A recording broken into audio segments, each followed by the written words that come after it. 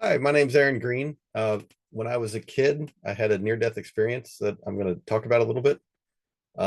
So I was born in North Carolina in 1975, and when I was two, my parents moved to Chesapeake, Virginia, and I used to play in the neighborhood with a lot of friends. We would roam around, go to different houses, just do normal kid activities before the internet and cell phones and computer games. But one day we were just playing in a friend's backyard, and I'm not sure what happened, but I had a lot of trouble breathing. No matter what I did, I couldn't get a breath in. I couldn't breathe no matter what I did. So I got very upset and frustrated, and I started trying to walk home. And I got about maybe 20 feet away from my friends, and I'm not exactly sure what happened, but somehow this breathing problem triggered something for me, and my my consciousness, my soul, who I really am, left my body, and I watched as my body fell to the ground, and I just kind of floated there over my body. And a couple things were immediately obvious. It was obvious that I was more than just this physical body, that I was something different entirely. And it was kind of like waking up from a dream, only this life being a person was the dream, and I was waking up to a higher reality. I was more alert, more intelligent.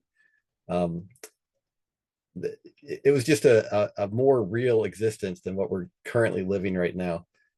But as I just kind of floated there, a couple things happened very quickly. One was my entire life up to that point replayed like in its entirety. Every moment from birth up until what had just happened replayed. Only in this situation, not only did I re-experience what I had been through, but I could also feel what my parents had been through. I could literally feel how I had impacted them, how the things I had done had affected them. And a couple things really stood out. One was my mother's love for me. It was obvious that that was very important.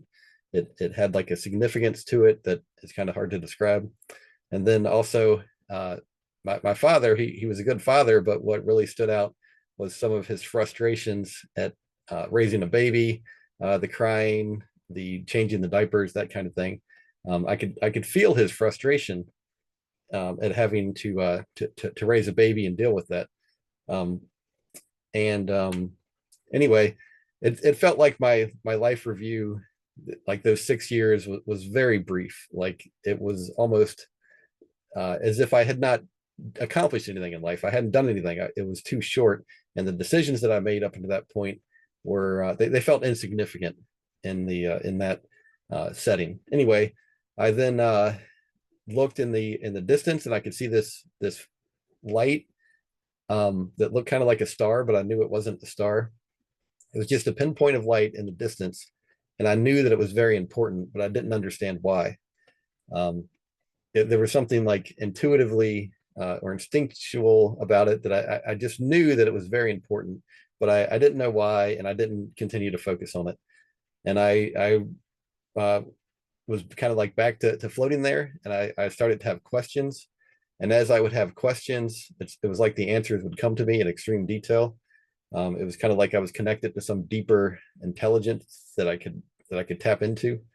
Anyway, I had the question, "What am I?" And I could kind of like see myself, see what I look like, and I was just a like a round orb of faint light. I was just as a kid, I thought of it as kind of like an egg, just circular with a faint light coming from within, and that's just kind of what I was, and it was very comfortable. It was much better than being in this body, and I was content like that. There wasn't any concern or it wasn't difficult or anything. Then I would have more questions, and again, as I had questions, these answers would come to me, and in some situations, it was like the answer to my question was to show me something that I had previously been through, but I had forgotten as I lived this life. And so I had the question, where did I come from? Where did I start out? And so a something that I had previously been through, like replayed, and I re-experienced what I had been through. I had been a round orb of light with hundreds or thousands of other orbs of light, that we had all existed in what I would call like a sea of light. We were all together and we were all very happy, content. Um, we were bathed in light all the time, and we didn't have any problems, and there were never going to be any problems. We were just kind of content to exist like that and intermingle with each other, and it was a nice existence. And we used to get there was like a treat that would come down, and everybody would get one treat periodically. Well, one time these treats were coming down, and there was one fewer treat than there were souls that were in this group. And I made the conscious decision that I was going to give up the treat and let all those around me have their treat, because I knew that they wanted it just as much as I did. And when the last treat came down to the last soul, I was very, very gently lifted up out of that group. And the care with which I was lifted was really noticeable. There was a much higher force that was pulling me out of this group. And I was contacted mentally, like a mind to mind kind of communication, telepathic, I guess is what you'd call it. And it was obvious that this was a very, very powerful entity that was contacting me. For simplicity, I'll just say it was God. But this entity, God, explained that he had created me, that I was very much loved, and so were all the other souls, and that by giving up what I wanted for the benefit of those around me, it was very, very important. And it was like I had done something great. And God was very pleased with me that I had done that. And God explained that that meant that I was ready to begin something, that it was time for me to start something new. And basically God explained that God is loving, kind, compassionate, honest, caring, empathetic, forgiving, and that in order for me that God had a wonderful existence in store for me, but in order for me to really enjoy and appreciate what God had in store for me and for everybody else, I needed to freely choose those same traits for myself. I needed to become kind, loving, compassionate, just like God is. And God had some kind of way that he had prepared that would allow me to develop along those lines. And God explained that it would be difficult, but it would be completely worth it. That the benefit to me would exceed the frustrations and difficulties that I would have to go through. And I asked God, well, couldn't you just change me and make me the way I need to be to enjoy this kind of existence? And God responded, absolutely. God was fully capable of changing me in whatever way he would want, but we were created with free will, and free will is extremely important. And that in order, if God was to change us like that, or change me like that, it would violate my free will. And that God wasn't going to do that, because the core, one of the core reasons we were created in the first place was to be free and have the ability to make our own decisions. And God was very much a stickler for not tampering with that free will. Anyway, I agreed. I said, okay, well, I guess that makes sense. And God was absolutely sure of this plan that he had. And I say he, but that doesn't really accurately describe God. It's just there's not a better pronoun for God. Anyway, God asked me if I wanted to see his face, and I agreed. And my attention was turned away from all these souls I had been looking at onto this giant sun-like entity with thousands or millions and millions of souls kind of all mingling together. It was a huge sun-like entity, but it was made up of countless individual souls, round orb-like balls of light, kind of like I was. Only these souls were way, way happier than I was. They were, I couldn't even begin to describe how happy they were. They were very much enjoying their existence, and they recognized that I was there, that I was kind of like a new soul. And so a couple of them turned their attention towards me, and they like came to the surface, and I could see their face clearly. And so it kind of looked like a sun with faces. Anyway, they knew that I was a new soul, and they assured me that I was going to join them someday, and that when I did, it was going to be fantastic. They were happy that I was going to join them, because every additional soul, it was like they would add something to the collective, and everyone would benefit from me joining them. Anyway, uh, God asked me if I was sure I was ready to go on this um, this training, this adventure, this lesson, whatever it was, and I agreed. And with that, it was like I was shot out very quickly, and I was leaving this place for somewhere new. And God was still like contacting me mentally. We were still like in communication, and we started looking at thousands and thousands of different planets I could go to. I don't know any. I don't remember any details about what any of them looked like, but there was a lot of them, many thousands, and we could look at them very quickly. And I understood, what kind of beings lived there, and what their life was like.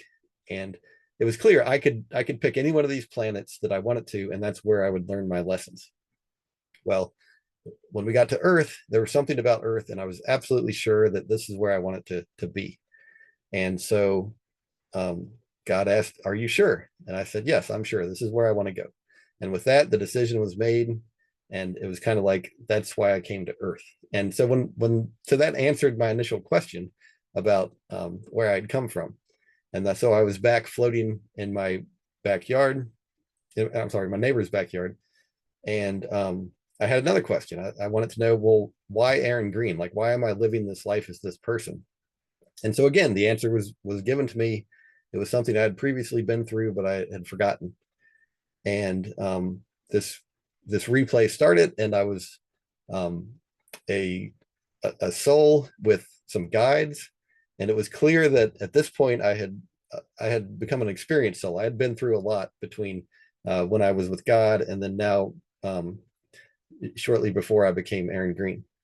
And it was clear I'd been through a lot of stuff, and I was frustrated, and I was a little confused, and I was kind of unhappy with myself and what I had done. It seems like I had made some bad decisions, but my guides were there to help me. They wanted me to come back to Earth, and at first I refused. I said I don't want to come back to Earth, but my guides persisted, and they showed me that I could help some people, and that it would be good for me. And so eventually I relented and agreed that, okay, um, I guess maybe I'm willing to come back to Earth. And they showed me a person I could become, and it was an extremely angry person.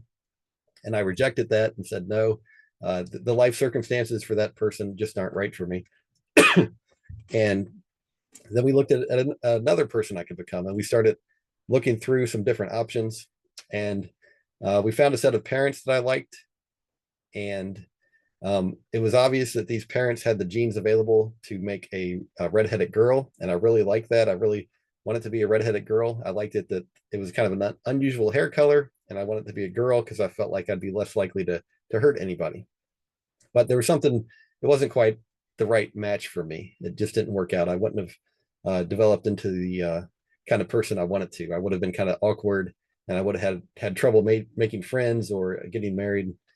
So we started looking at some other options, and it became clear that a brown-haired boy, like these parents had tons and tons of genes available for brown-haired boys, and so I could kind of like pick anything I wanted from those options. And so initially, I wanted to be like the best-looking guy on the planet, very, very good looking. But my guides kind of showed me, hey, look, if you're really, really good looking, uh, you're not going to be able to resist certain temptations. Women are going to treat you a certain way. You're not where you need to be, where you would be able to resist the temptations of those women, and that there's a spiritual downside to that. And so I recognized that, and I agreed. And so we backed the attractiveness down to a more moderate level. Hopefully um, not too bad, but decent. And then it was the same thing with intelligence. I wanted to be like the smartest guy on the planet, very, very intelligent, like Albert Einstein or smarter than that even. And the genes for the parents I was going to have had the genes available for that, but the guides kind of again pointed out, hey, there's some downsides to being that intelligent. You're going to be a little bit awkward. You're going to have trouble making friends. You're going to look down on everybody because they're not as smart as you, and you're going to be atheist. And so for those reasons, it was similar, where we backed down the intelligence to something intelligent, but nothing groundbreaking. No Albert Einstein. And then likewise, we looked at all the different physical options available for this person I was going to become. And when We had all the options picked. That was good. And then my guides wanted to show me some stuff that they had planned for my life. And so they reviewed previous lives that I had been through. They showed me decisions I had made in previous lives and how those decisions were now going to impact my new life. um, and there was a whole lot of them, but one really stands out. It's pretty clear. In a previous life, I had been kind of a big, strong guy, and I had beaten up this other guy pretty bad. And at the time, I felt like I was justified. This guy deserved it, and I was happy that I'd beat him up. But watching this scene with my guides, it was clear that I had gone too far. I had done too much, and my guides showed me that it was like karma that needed to be resolved. It was like I'd written a check and now I had to cash it, or there was one side of an equation and now we had to balance out the equation. I'm not sure how best to describe it, but somehow it was needed for my education that I experienced what I had given out previously. And if I didn't, it would kind of like hold me back. It would prevent me from moving to higher, happier levels in the spiritual realms. And so I agreed with their plan, which was for me to basically get in a fight and have my nose broken as a teenager, and that would help me to become a better soul, to become less prone to violence, I guess. And they showed me a number of other things I had done in previous lives, and how that would now be planned into my upcoming life, and it was all for my benefit, and it would help me grow spiritually. And then they showed me some arrangements that were made between myself and others. They showed me how my shortcomings and my problems could be also used to help some other person with their spiritual growth, and vice versa. That some other person's spiritual shortcomings and their issues in life would be used to help me with my spiritual growth. And it was all planned out together so that all these different lives were intertwined, such that it would help everybody. It was like we're all part of a similar plan. We're all a piece of this big plan, and what we do impacts everyone else. But this is all planned out such that it's the most benefit for everybody. And I needed to agree to some different things, and some other souls needed to agree. And we worked out different plans for how I would help them and they would help me. Um, there was a lot of planning that went into this, and not only into what my life would be, but like if I had an option, like a fork in my life, it was oftentimes planned out both ways, so that either way, either decision I made, like there was a plan that would cover that. Anyway, when my life was all planned out, we looked at my life in its entirety again. I had a good look at what my parents were like, what their spiritual journey was like, where they were spiritually, what kind of parents they would be, what kind of brother I would have. It's safe to say that I knew what I was getting into. And they asked me, "Are you sure you're willing to live this life?" And I agreed. I said, "Yes, I'm willing to live this life." And it's like with that, the decision was made, and I was off to become Aaron Green. So that kind of like answered my question, and I was back to floating in the yard, in my neighbor's yard. And I had more questions. I wanted to know, okay, well, what happens to souls between life? Like what happens after all these people die? What happens to their soul? And so I was shown a number of situations, and these were all situations that I had been in after my previous lives. I relived some of the scenarios I had been in, some of the realms I had gone to after I had previously died during these previous lives. I saw one realm that was absolutely horrible. I had been a kind of like a monster. Um, the life before that, I had been, I guess, kind of a hateful, angry person who hurt others. And here in this afterlife setting, I was still like that. I had that same kind of mind frame where I wanted to kill and hurt other people. And I was around other souls just like me, and all we did was fight and try to kill each other. And no matter how bad we would wound each other, we would quickly heal and just go back to fighting each other. Well, eventually, I got tired of that, and I made the decision that I wasn't going to fight with these other souls anymore. And when that happened, an angel or a being of light came down and lifted me up out of this group, and I was told that they had a way for me to continue my education, to keep growing and become a better soul. And as I understand it, they then transitioned me into a new life. And I was told that all of those souls I had been with, every soul I'd been fighting with, they were all going to leave that area someday. And I saw another time between lives where I had just been kind of lost and confused in darkness. And there was someone I had helped in the previous life, and they came down with some. They were like at a higher level, and they would come down and try to help the souls there. And this soul that I had helped in life, it came down and felt like it wanted to help me now. And so anyway, it helped me leave that group and start a new life.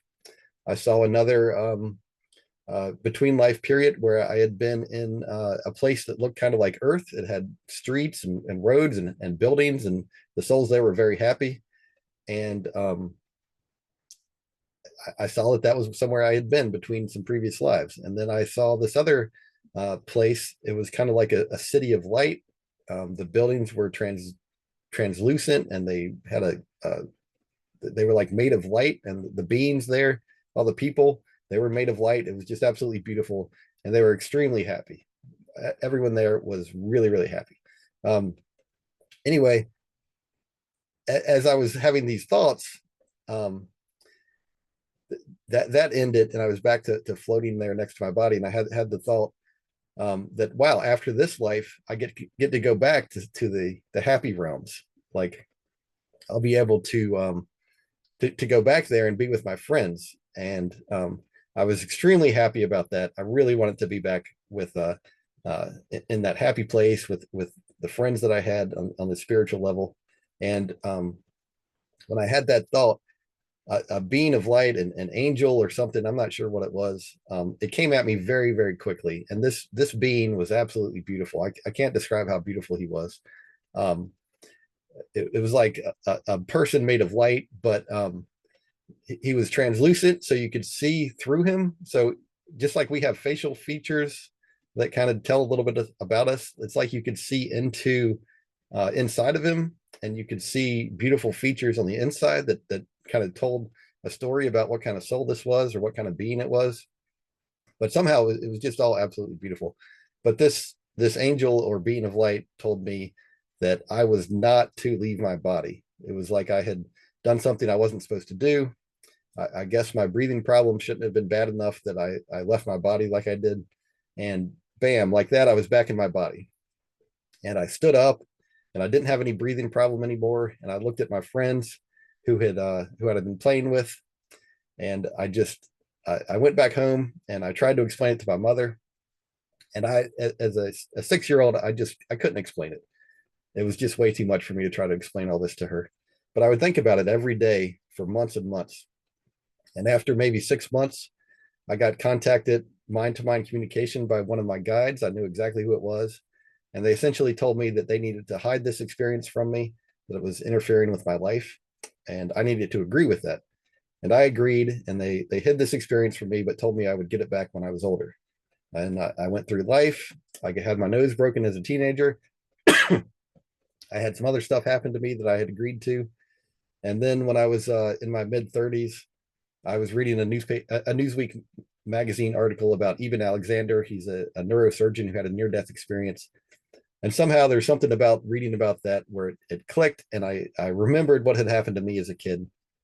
And I got all these memories back, and I have spent years thinking about it almost every day and replaying what I had been through during this experience. And I'm just trying to share it with anyone I can, anyone who will listen, just explain a little bit about what I have gone through. So a couple of things were very clear. God is loving, kind, compassionate, just absolutely wonderful. And it's like we're here to grow, to become better beings, more godlike, more loving, more kind, and that we need to freely accept those kinds of traits and become more godlike. And as we accept those traits of all the different manifestations of love, we will be able to further enjoy what God has prepared for us when we leave this place, and that we come through repeated trips, and eventually when we've reached a high enough level, we don't have to come back to Earth anymore. We'll be able to move on to much better things. I So if anyone wants to contact me, I'm easy to reach on Facebook, Aaron Thomas Green, or you can email me at aarongreen1975@gmail.com. If anyone has any questions, I'm happy to try to answer them. Anyway, thank you for listening, and God bless.